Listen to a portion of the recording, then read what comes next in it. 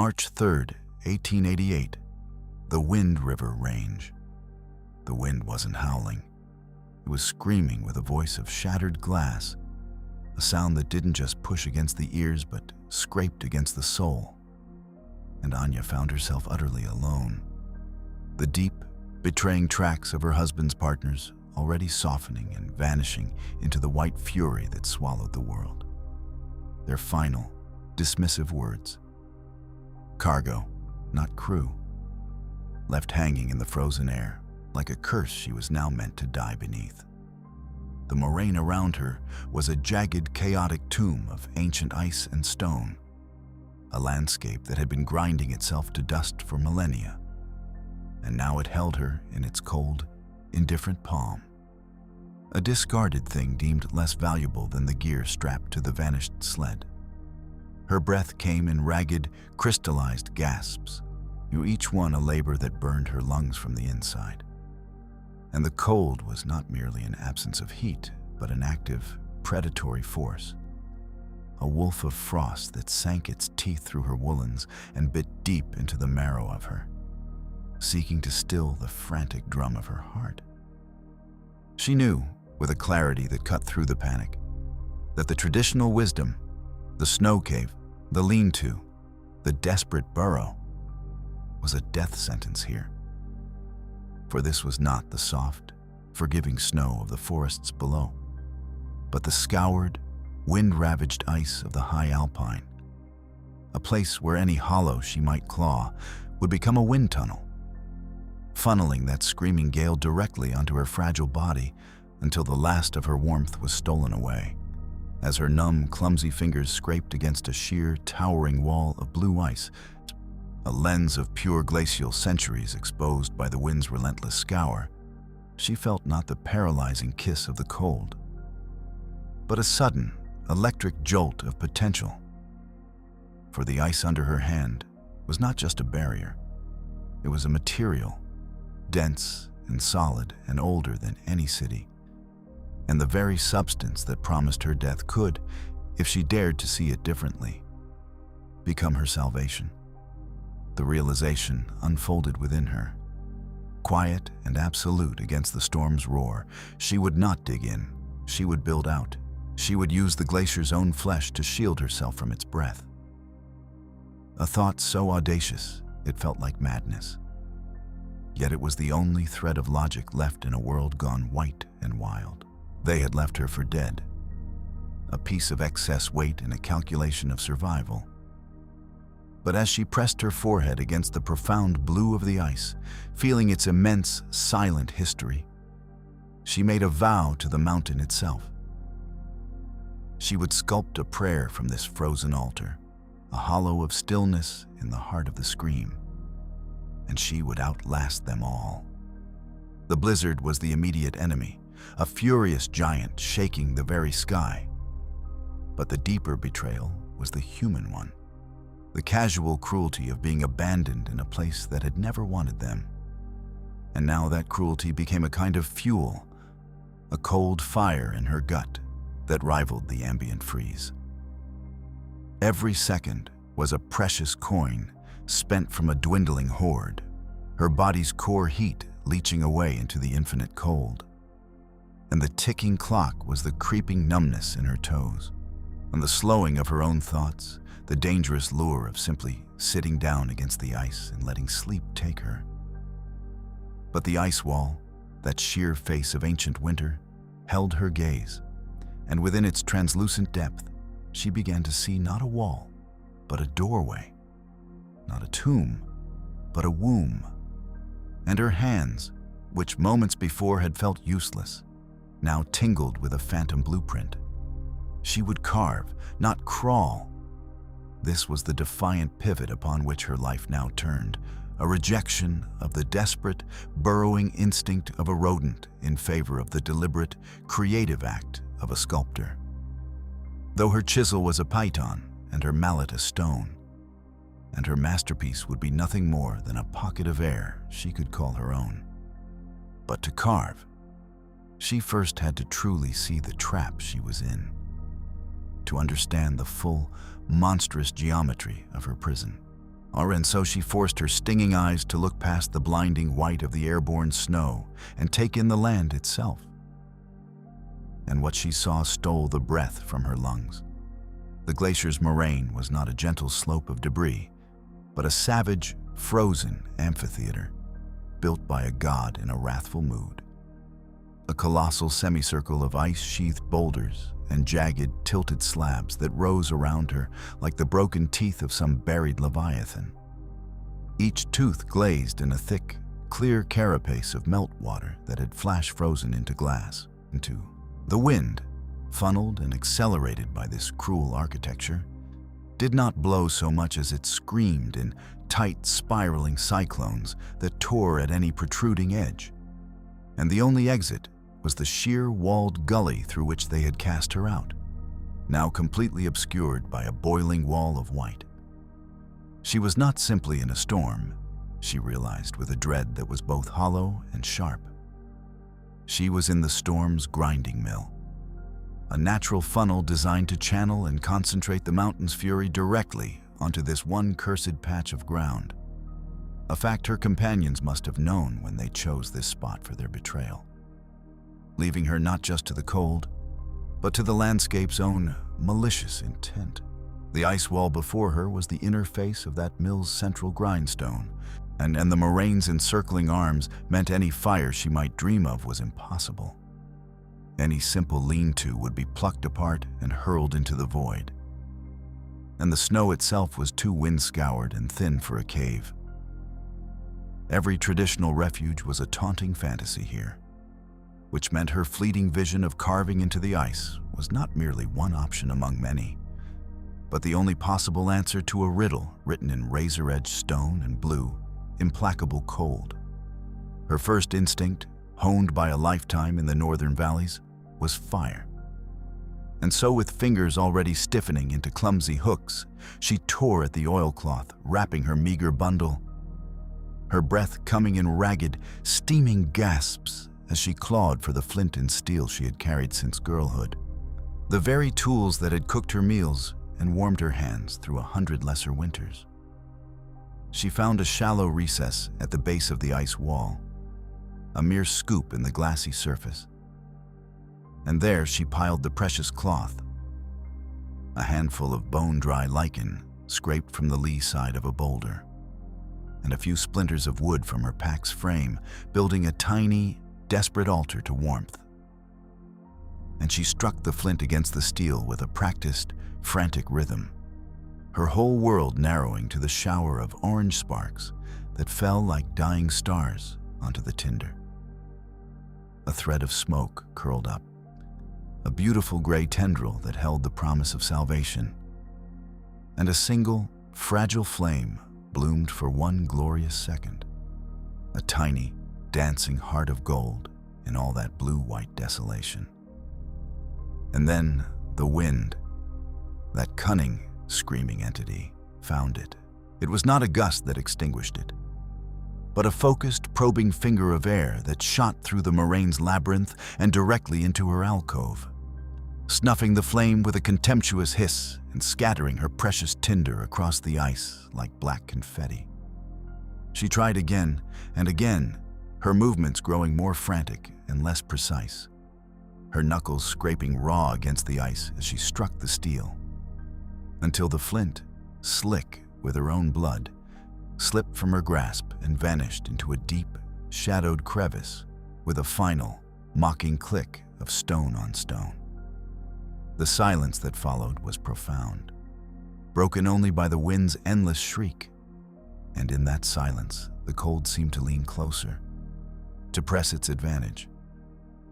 And she understood that the mountain had just disarmed her of her oldest, most fundamental ally, fire.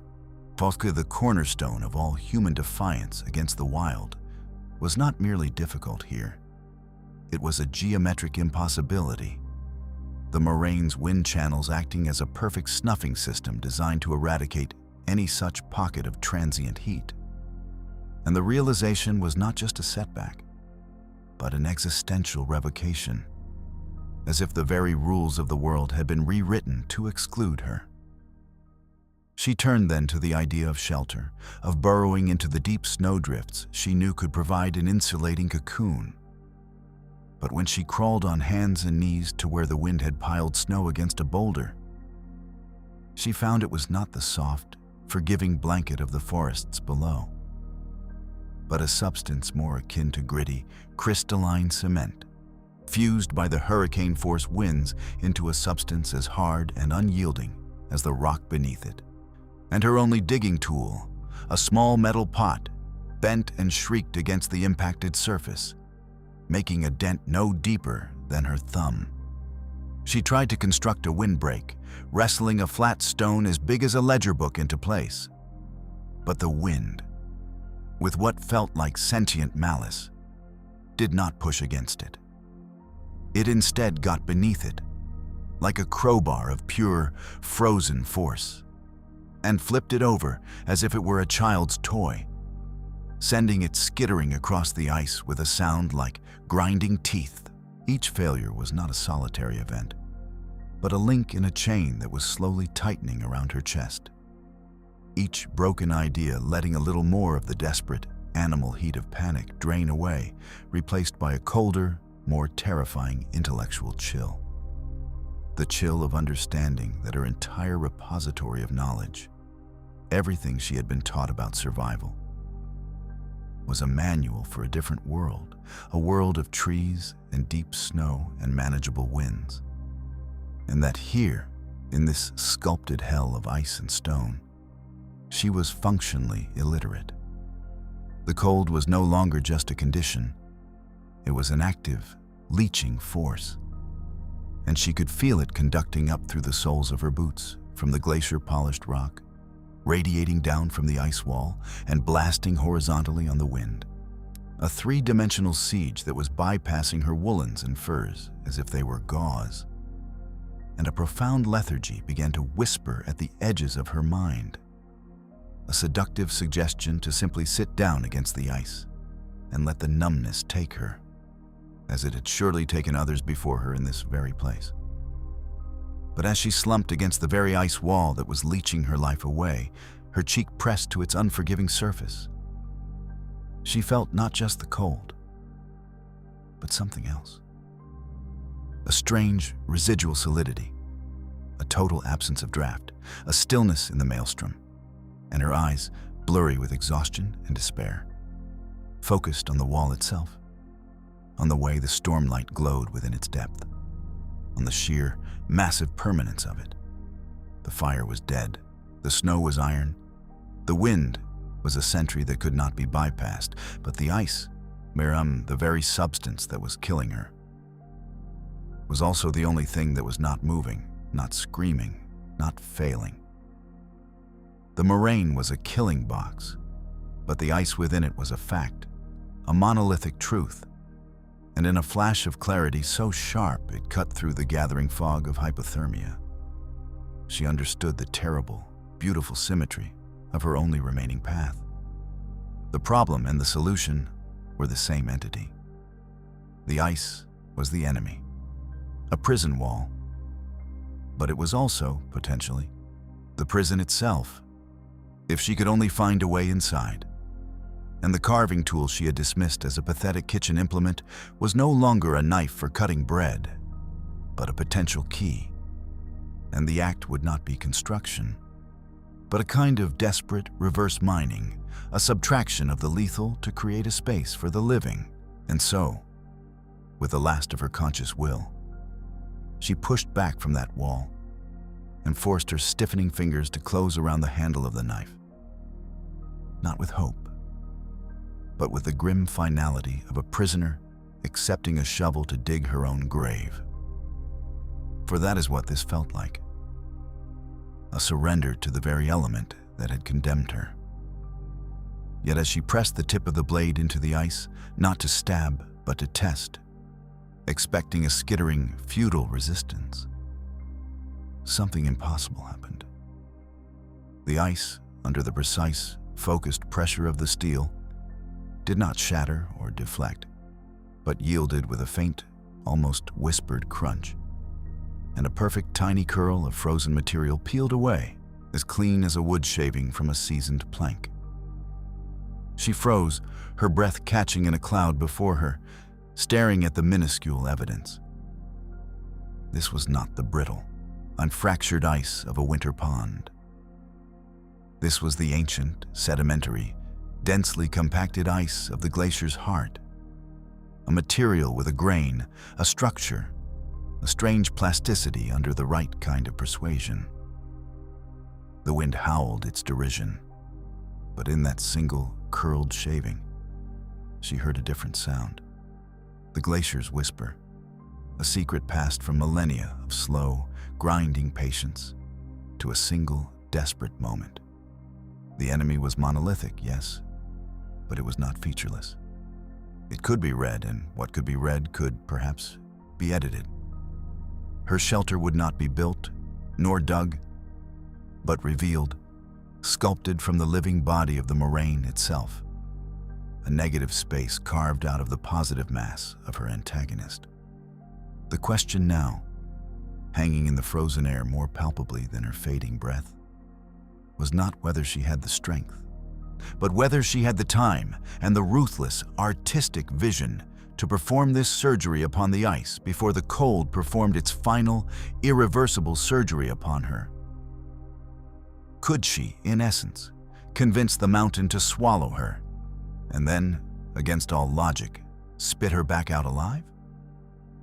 The revelation was not a plan, but a surrender to the material, a collaboration with the very substance that sought to kill her. And so she began, not with the frantic hacking of a miner, but with the deliberate, exploratory strokes of a sculptor finding the form within the block. She placed the chisel not at the base where the ice met the chaotic debris, but higher up, on a smooth, blue-veined face, where the glacier's flow had pressed centuries into a dense, almost translucent plain. And she struck, not with wild force, but with a firm, controlled tap of the hammer, angling the blade so it bit and then lifted, and another perfect curl saw. Longer this time, spiraled free. Her hands, already screaming with cold, learned the rhythm. Tap, angle, lift, clear. A mantra of creation in the heart of destruction. And with each curl, a fine diamond dust snow sifted down, glittering in the weak light, the mountain shedding its skin for her. She worked a horizontal line, then dropped down to begin another just beneath it, slowly defining the top edge of what would become her doorway. Her mind visualizing not a hole, but an archway, a negative shape that must bear the unimaginable weight of the world above it. So the lines needed to curve, to distribute the pressure along the enduring strength of the ice's own crystalline lattice. The work was agonizingly slow, a battle of millimeters, each strike transmitting a jarring shock up her arms that settled as a deep ache in her shoulders.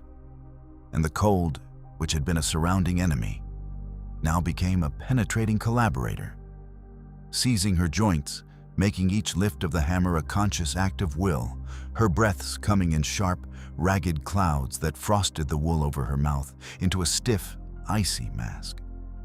Yet, within that pain, a strange focus was born. A narrowing of the universe to the meeting of steel and ice, to the emerging line, to the growing pile of blue-white shavings at her feet that were the measure of her progress. And the howling wind, the deepening dark, the terrifying scale of the landscape, all receded into a distant roar. Because here, in this 1 square foot of ice face, she was winning. After an hour, or perhaps 2, time had dissolved into the rhythm of strike and breath. The outline of the archway was etched into the ice, a shallow groove about 2 feet wide and 18 inches high. And she paused, forcing her stiff fingers to flex, and looked at her work not with triumph, but with a critical, calculating eye. For this was merely the drawing on the stone. Now she had to remove the mass, to push inward and downward, to excavate the cavity that would become her cocoon. She shifted her stance, bracing a shoulder against the cold wall, and began to work in earnest, driving the chisel deeper with each blow, no longer peeling curls, but fracturing out small, wedge-shaped chunks that thudded dully at her boots, the sound changing from a crisp crunch to a deeper, muffled thunk as she penetrated the ice's skin and reached its denser flesh. The cavity deepened, inch by brutal inch, becoming a dark, shallow cave, and she had to crawl inside it to continue, the world reduced to the intimate, claustrophobic space of her own making, the ice pressing in on her back and sides, smelling of cold stone and trapped time. The only light the gray gloom reflecting from the opening behind her. Here the cold was different. Not the slashing wind, but a profound, a soaking chill that leached up from the ice through her knees and palms. A chill that felt ancient and patient. And she knew she could not simply carve a hole and survive. She had to shape a sanctuary, with physics as her unseen guide. So as she hollowed outward, she also carved upward, sculpting the interior ceiling into a smooth, high-domed arch, because she remembered, from some long-ago lesson, or perhaps an innate understanding, that in a dome, stress flows downward and outward, channeling the immense weight of the overlying ice and rock around the empty space rather than onto it. And she smoothed the walls with the flat of the chisel, removing any sharp protrusions that might become focal points for cracking or melting. Her world became the scrape of steel, the fall of ice chips, the burning of her muscles, and the terrifying, gradual warming of her core as the exertion pushed her metabolism to its limit. A dangerous bargain where sweat could become a death sentence. So she worked in bursts, then would crawl back out into the screaming wind to let her body cool, to gasp the thin air. Each exit a shocking return to the vast, hostile outside that made her tiny, painstaking excavation seem ludicrous, a gnat boring into a giant. But back inside, in the dark, with her body heat beginning to slightly fog the air, the space felt different. It felt intentional. It felt engineered. And a flicker of something besides grim determination sparked within her. A craftsman's pride in the clean line of a wall, in the perfect curve where the ceiling met the back of the niche, and then the chisel's final scrape echoed. A soft, crystalline whisper, and she stopped, because there was nothing left to carve. The shelter was complete. She sat back on her heels in the absolute dark, the only light a faint, blue-tinged glow from the tunnel entrance that seemed a world away. And she listened. The howl of the blizzard was gone, not diminished, but transformed. It was now a distant, muffled roar, a river of sound flowing over and around her hidden chamber.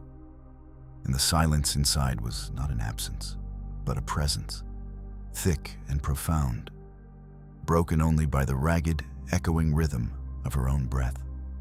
She could hear her heart, a slow, heavy drum against her ribs, and she realized she was holding that breath, waiting for the ceiling to groan, for a crack to spiderweb across her dome, for the entire mountain to remember it was supposed to crush her. But nothing moved. The ice held. The air in the chamber, warmed now by her own body and trapped by the insulating properties of the densely compacted moraine, felt almost gentle against her skin, a shocking contrast to the razor wind outside. And she let her forehead rest against the smooth, cold wall, feeling the solid, ancient chill of it seep into her skin. A reminder that this peace was borrowed, that she was a guest in the gut of a glacier. This was the calm, she understood, in the very eye of the hurricane. A precarious bubble of serenity surrounded by a rampage of ice and stone. And survival now depended not on frantic action, but on perfect motionless trust in the arch above her, in the memory of physics lessons, in the clean curve she had sculpted with her own blistered hands.